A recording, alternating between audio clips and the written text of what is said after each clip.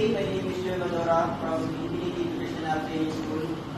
Today, I'm going to show you the tools and equipment that we use in butchering our slaughterhouse. First, we need our PPE.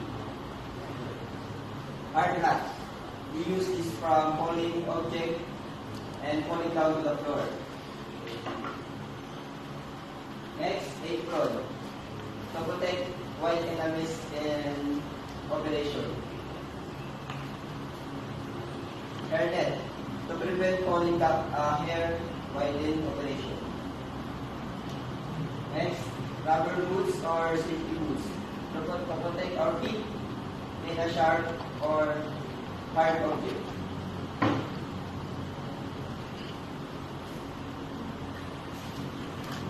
Sunglass is what is for industrial.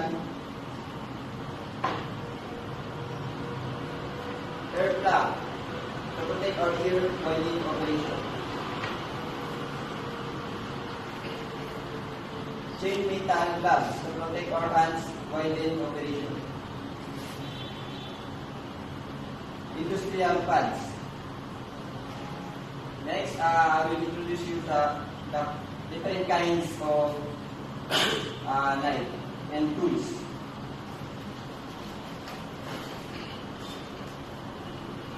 Butcher's knife. This one is deboning knife, traditional knife, splitting knife, and modern butcher's knife. Next, I will introduce you different types of scrapers. First, round, then split scrapers.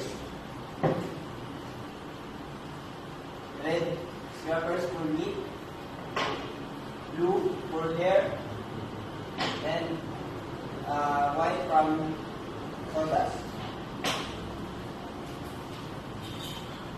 Scabbard, belt.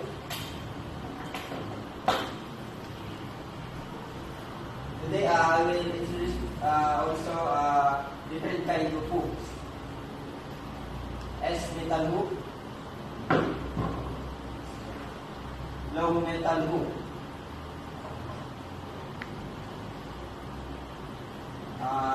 shortening steel, and compact sand.